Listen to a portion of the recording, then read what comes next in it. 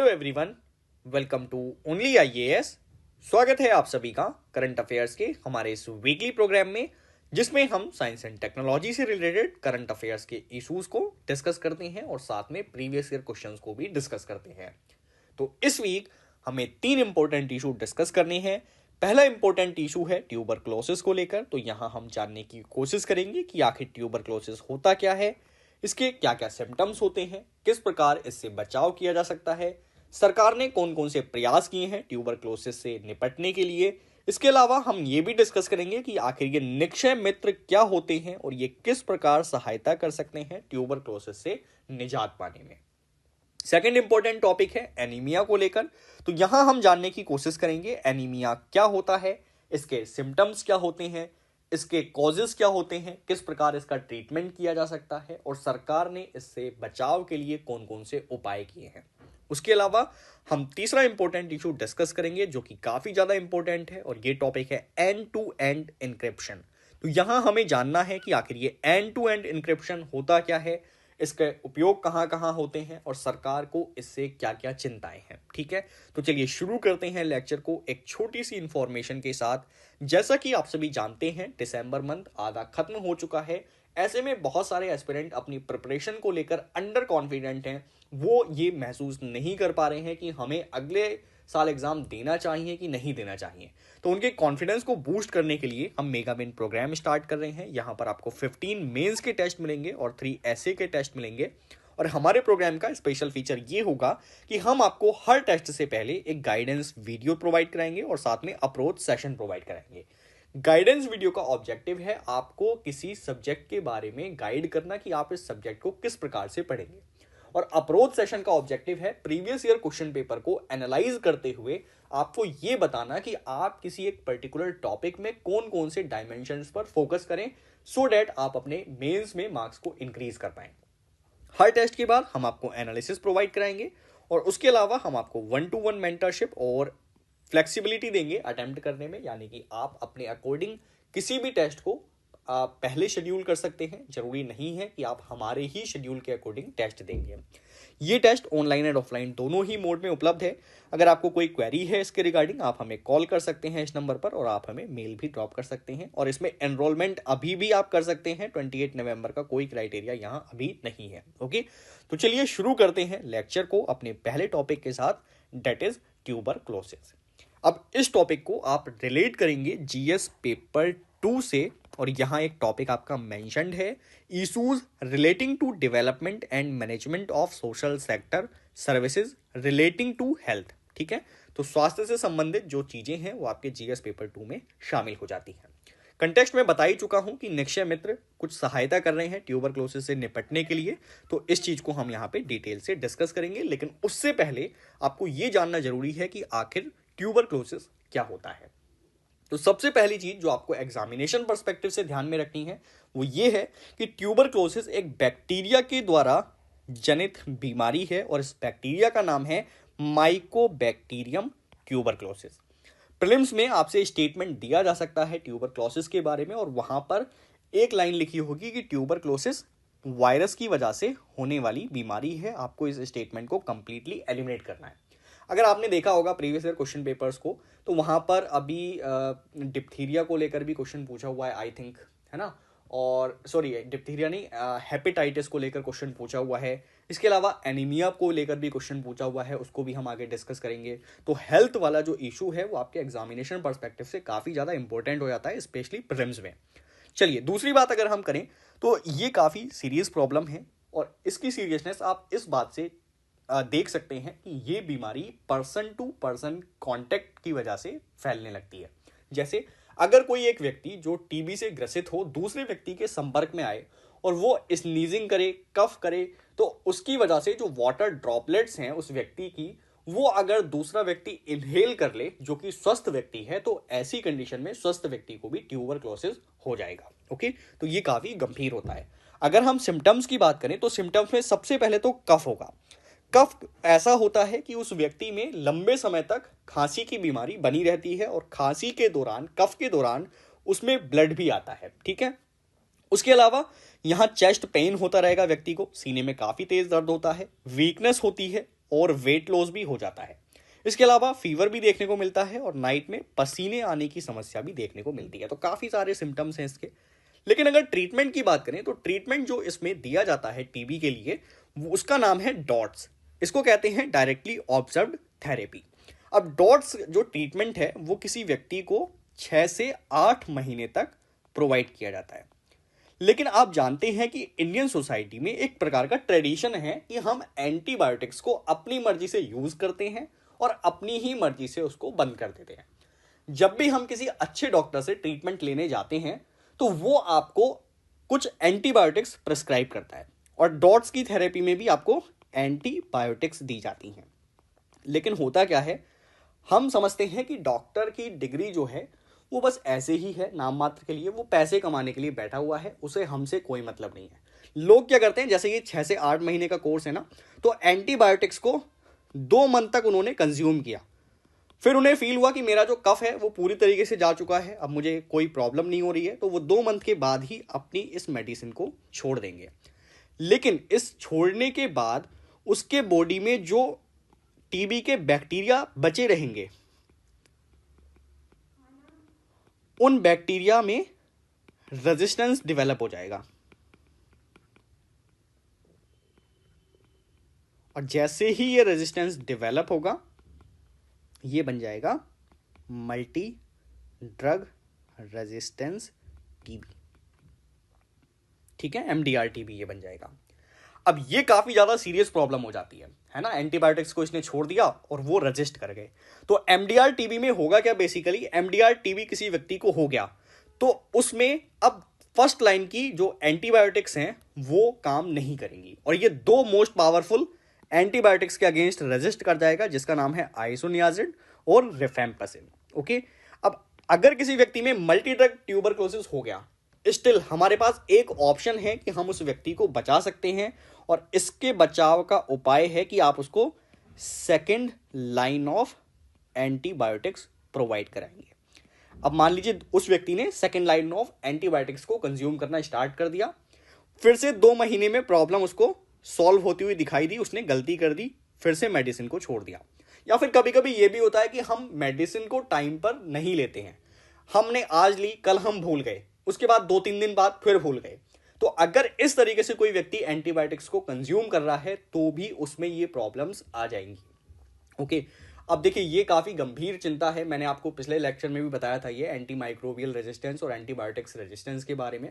तो जब भी आप एंटीबायोटिक्स का यूज करें तो उसको डॉक्टर ने जितने टाइम तक प्रिस्क्राइब किया है उतने ही टाइम तक आपको उसे यूज करना है, अपनी मर्जी से ना तो कंज्यूम करना है और ना ही उसको बीच में लीव करना है। तो डॉक्टर पर आप बिलीव करिए, अच्छे डॉक्टर्स पर बिलीव करिए, वो पैसे बनाने के लिए सिर्फ नहीं होते हैं, उनको सब पता होता है कि कौन सी मेडिसिन कितने टाइम तक दी जानी है। ठीक है, चलिए खैर बात करते हैं आगे। अगर ये व्यक्ति में सेकंड जो हम बात कर रहे थे, सेकंड लाइन ऑफ एंटीबायोटिक्स असर नहीं करती हैं तो 2 मंथ के बाद अगर इसको ये लीव कर देता है तो अब इसमें जो टीबी डेवलप होगा उसको हम कहेंगे extensively drug resistance TB, XDR TB इसको बोला जाएगा। और एक्सडीआर टीबी के अंतर्गत अब व्यक्ति के पास कोई ऑप्शन नहीं रह जाता, मतलब उसका ट्रीटमेंट अब इम्पॉसिबल है और उसके पास एक ही ऑप्शन है, दैट इज डेथ। सो आप समझ रहे हैं कि एंटीबायोटिक्स कितनी ज्यादा खतरनाक हैं और उसको प्रॉपर तरीके से लिया जाना कितना जरूरी है। चलिए खैर हेल्थ इंपैक्ट पर आते हैं। अगर किसी व्यक्ति को टीबी हो जाए तो उसमें हेल्थ इंपैक्ट क्या देखे जाएंगे। देखिए सबसे पहली चीज आप ये समझिए कि अंडर न्यूट्रिशन और ट्यूबरक्लोसिस एक विशेष साइकिल में रहते हैं। अब ये विशेष साइकिल किस तरीके से काम करता है, अगर किसी व्यक्ति में टीबी हो गया तो टीबी की वजह से सबसे पहले तो उसकी बॉडी में न्यूट्रिएंट्स की कमी होगी और जैसे ही व्यक्ति में न्यूट्रिएंट्स की कमी होगी वो व्यक्ति बीमारियों के प्रति और ज्यादा गंभीर हो जाएगा, मतलब उसे एक से एक खतरनाक बीमारी आसानी से ग्रसित कर सकती है। ओके, तो ये एक प्रकार का विशेष साइकिल बन गया। ओके, नेक्स्ट थिंग अगर हम बात करें सॉल्यूशन की तो इसका सॉल्यूशन क्या है, सबसे बेटर सॉल्यूशन है आप टीबी से ग्रसित व्यक्ति को न्यूट्रिशनल सपोर्ट प्रोवाइड करें, उसके पोषण को बेहतर बनाने का प्रयास करें। ठीक है, अब जब आप किसी व्यक्ति को न्यूट्रिशनल सपोर्ट देते हैं तो सबसे पहली चीज तो उस व्यक्ति में वेट गेन होने लगता है। ठीक है, क्योंकि टीबी से आपने देखा कि अभी सिम्टम्स में वेट लॉस एक प्रॉब्लम बन के आ रहा था।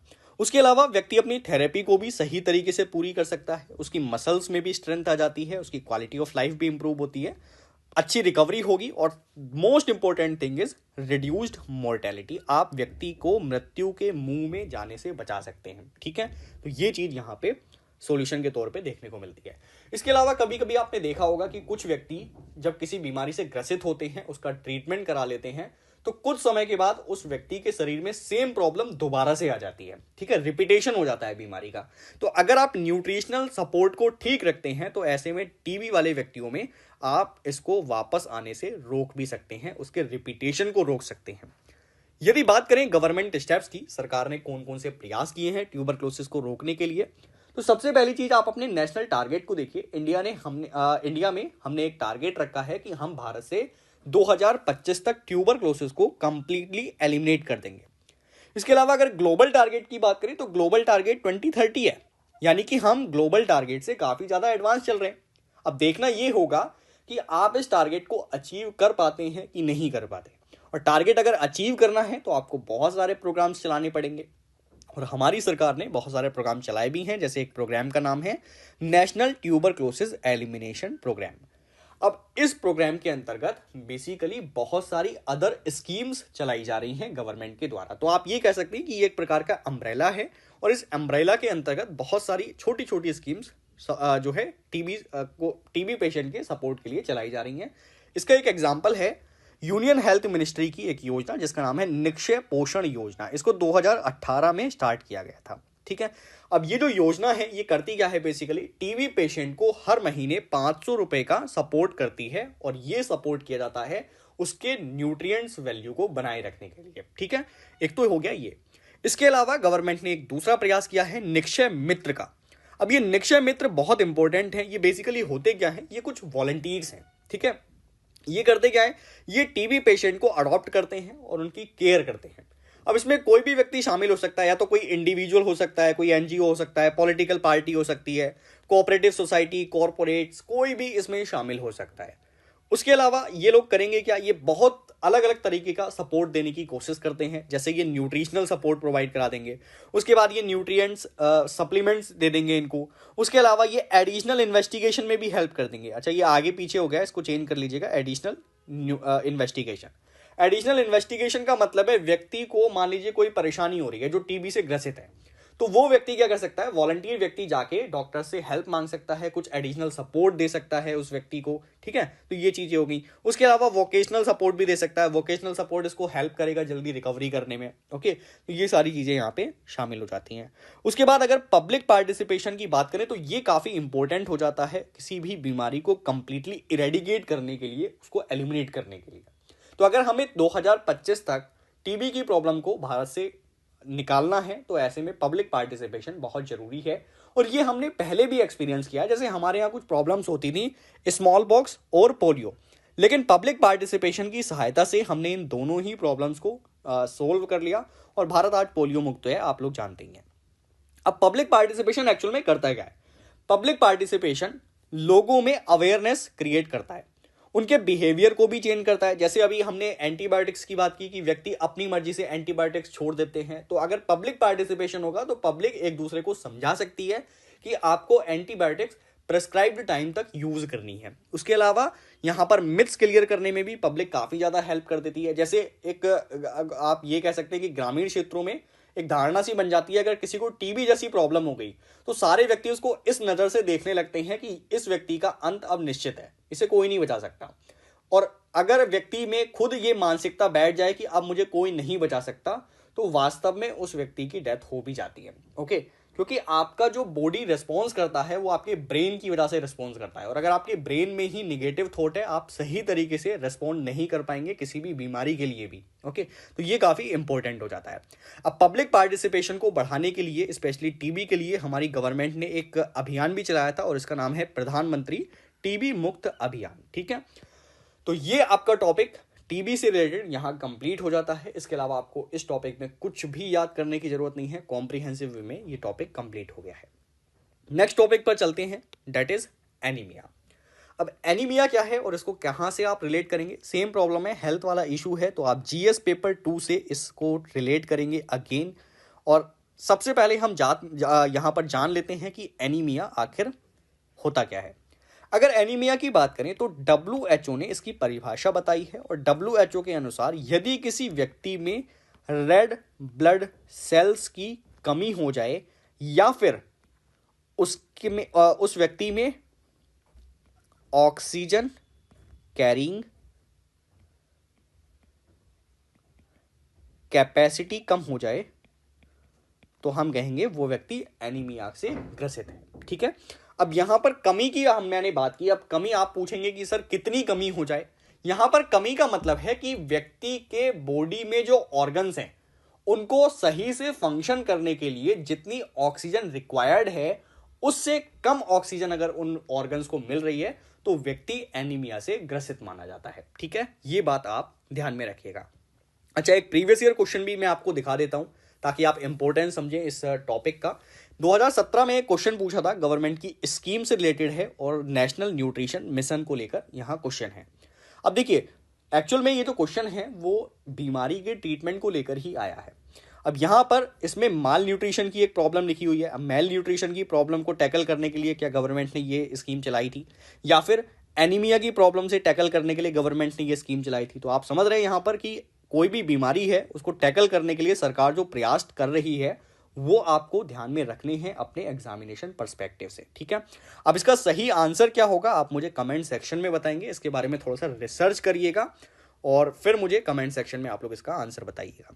अच्छा, एनीमिया की प्रॉब्लम को थोड़ा सा फोटो से भी एज्यूम कर लीजिए। देखिए यहाँ पर एनीमिया के बीमारी को दिखाया गया है। ये नॉर्मल व्यक्ति है जिसमें रेड ब्लड सेल्स काफ़ी ज़्यादा है।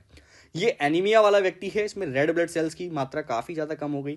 और ज़्यादा क्लियर देखने के लिए आप इसको यहाँ पर देख सकते हैं। ये व्यक्ति एनीमिया का पेशेंट है और ये नॉर्मल व्यक्ति है जिसका हैंड रेड काफ़ी दिखाई दे रहा है, यानी कि ब्लड जो है यहाँ पर रेड ब्लड सेल्स वो पर्याप्त मात्रा में उपलब्ध हैं। अगर हम नेक्स्ट कुछ डेटा देखें तो यहाँ पर एक रिपोर्ट आई है लैंसेट ग्लोबल हेल्थ। इन्होंने अपनी रिपोर्ट में ये बताया है कि भारत में 15 साल से लेकर 54 साल के व्यक्तियों में हर 4 में से एक व्यक्ति एनीमिया से ग्रसित है। और ये एनीमिया किसी भी तरीके का हो सकता है। ये तो माइल्ड हो सकता है, मॉडरेट हो सकता है, या फिर सीवर कैटेगरी का भी हो सकता है।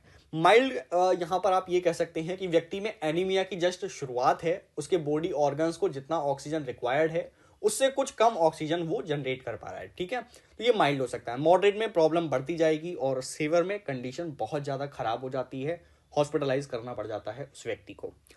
अगर हम एक और डेटा की बात करें, नेशनल फैमिली हेल्थ सर्वे 5 के अकॉर्डिंग जो डेटा हमें मिला है उसमें यह बताया गया है कि रूरल एरिया में रहने वाले पुरुषों में एनीमिया की काफ़ी ज़्यादा प्रॉब्लम देखी जा रही है।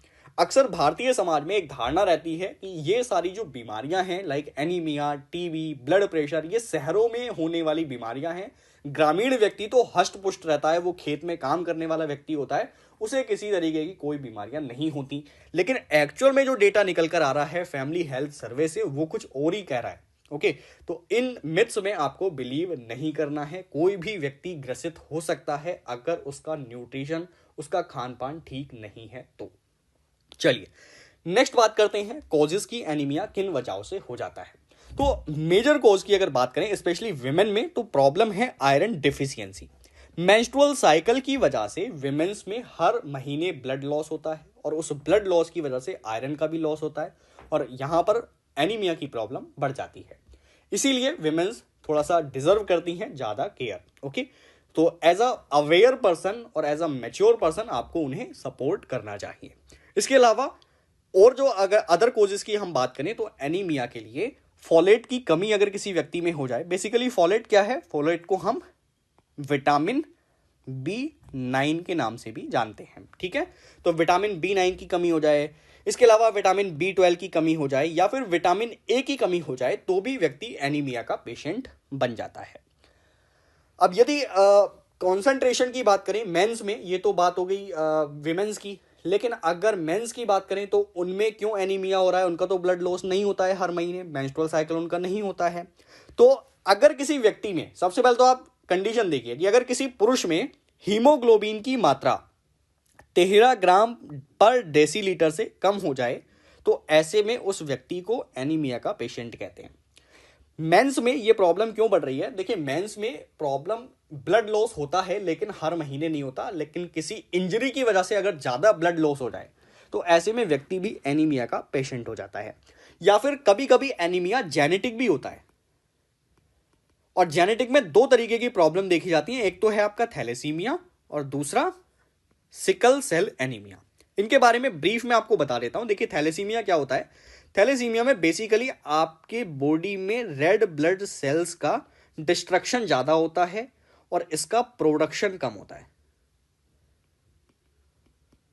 ठीक है।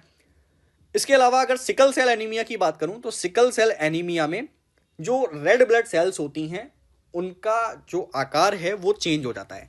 जैसे नॉर्मल रेड ब्लड सेल्स अगर आपने देखी होगी तो कुछ इस आकृति में वो दिखाई देती है। ठीक है। और यहां पर ऑक्सीजन ये कैरी करती है। लेकिन सिकल सेल के दौरान जो रेड ब्लड सेल का आकार है वो सिकल की तरह हो जाता है, कुछ इस तरीके से। ठीक है। अब यहां चूंकि इसका साइज ही चेंज हो गया है, इसका आकार ही बदल गया है, ऐसे में ये सही से ऑक्सीजन को कैरी नहीं कर पाएगी।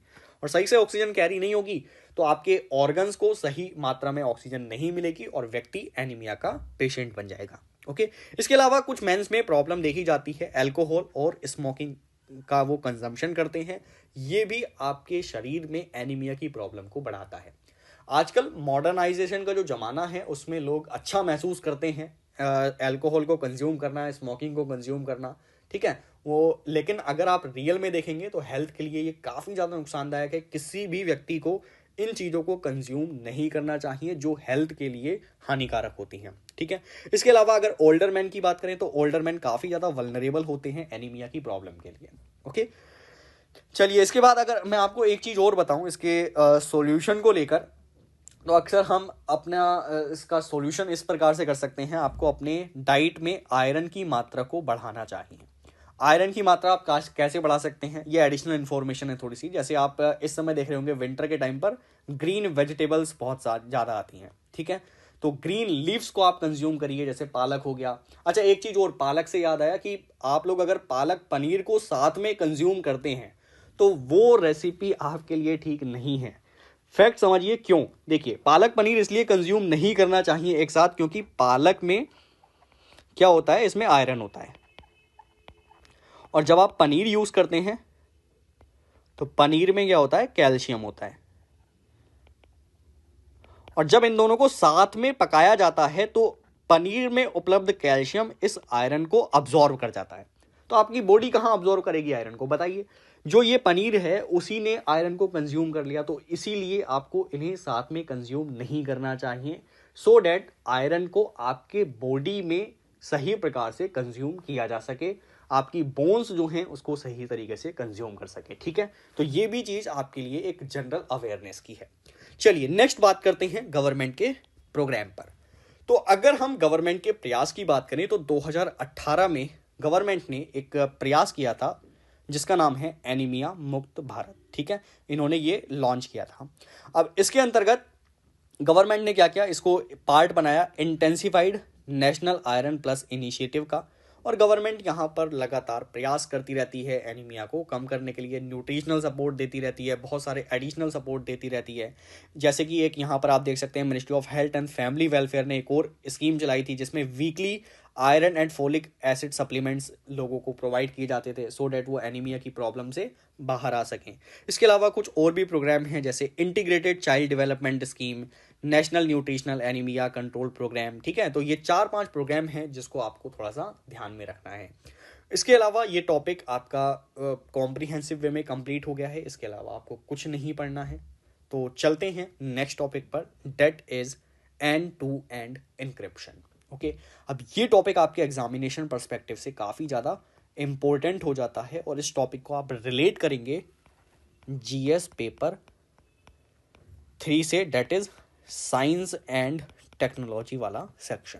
और साइंस एंड टेक्नोलॉजी में भी आपको ये टॉपिक देखना है। टॉपिक का नाम है development and their application and effect in everyday life.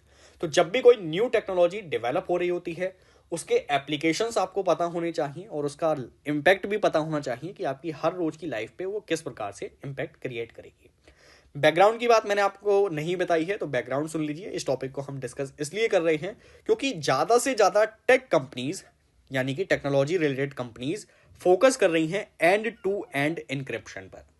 And to end encryption के बारे में आप लोग जानते तो जरूर होंगे। व्हाट्सअप अगर आपने यूज़ किया होगा तो उसमें भी एक ऊपर ही मैसेज के तौर पर लिखा होता है कि this chat is end to end encrypted. Okay, तो basically end to end encryption काम कैसे करता है, आप सबसे पहले इस चीज को समझिए एक पिक्चर के माध्यम से। देखिए, ये दो व्यक्ति हैं, एक का नाम है बॉब और दूसरे का नाम है एलिस। ठीक है, बॉब क्या करता है, बॉब अपने मोबाइल से एक मैसेज करता है और इसका मैसेज है सेंड मी डॉलर्स। अब यहां होगा क्या, बेसिकली जब ये व्यक्ति अपने ऐप को ऑन करेगा तो इसके पास ना ऐप को ऑन करने के दौरान ही दो की जनरेट हो जाएंगी, जैसे दिस इज वन की एंड दिस इज अनदर की।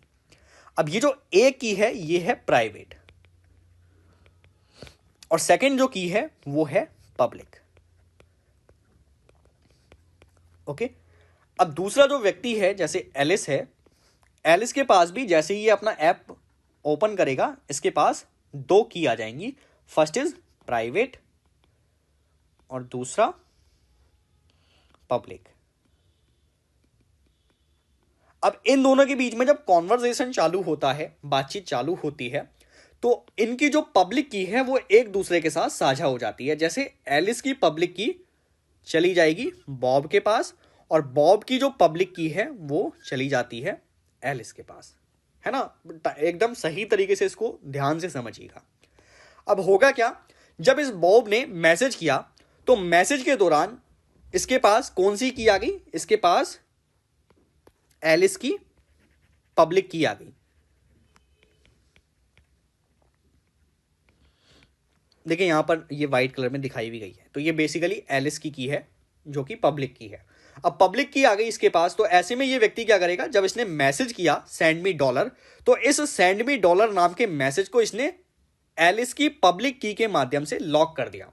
अब लॉक करने के बाद ये कुछ इस तरीके का दिखाई देगा, मतलब टेक्स्ट जो है वो ओरिजिनल फॉर्म में नहीं दिखाई देगा, वो कुछ इस तरीके के नंबर्स में दिखाई देगा। अब ये जो नंबर हैं ये सर्वर तक पहुंचेंगे और सर्वर में पहुंचने के बाद इस व्यक्ति को, इस मैसेज को कोई देख ही नहीं सकता क्योंकि ये इस फॉर्म में ही सर्वर में रिसीव होगा।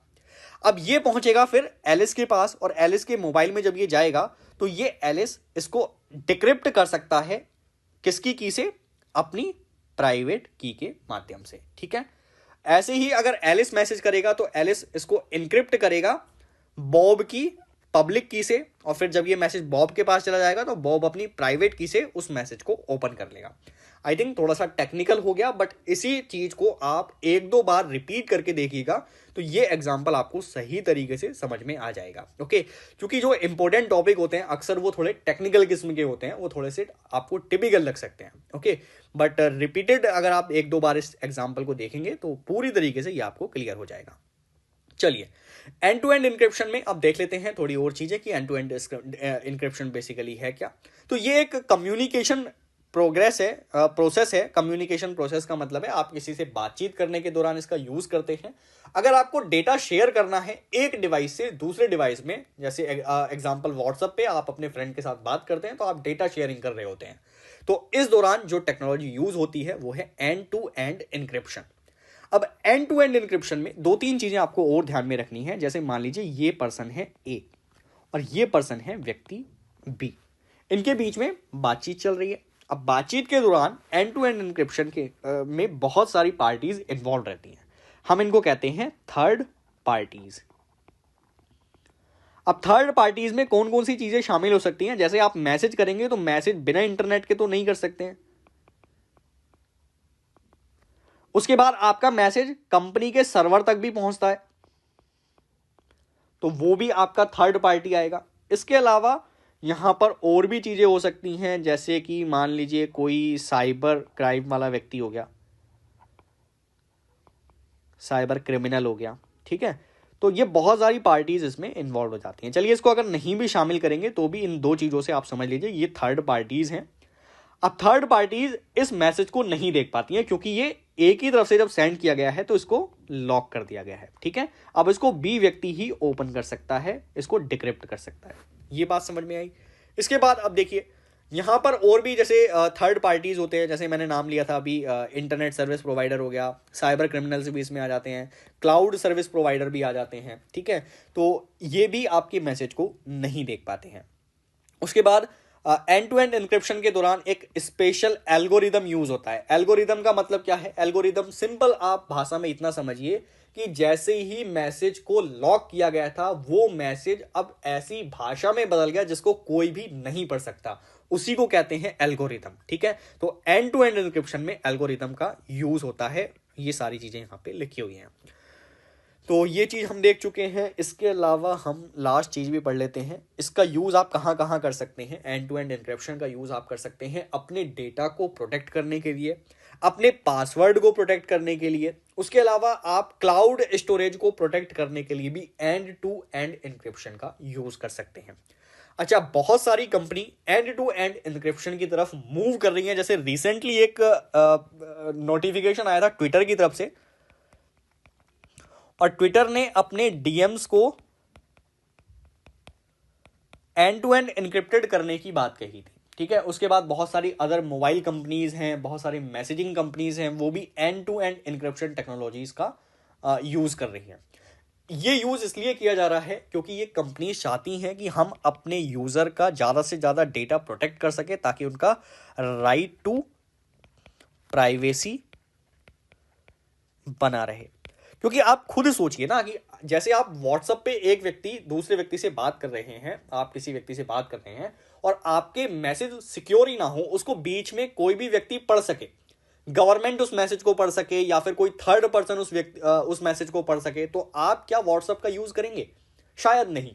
ओके, तो यही कंसर्न होता है। जो कंपनीज हैं वो अपने यूजर्स की प्राइवेसी को प्रोटेक्ट करना चाहती हैं, इसीलिए एंड टू एंड एन्क्रिप्शन का वो यूज करते हैं।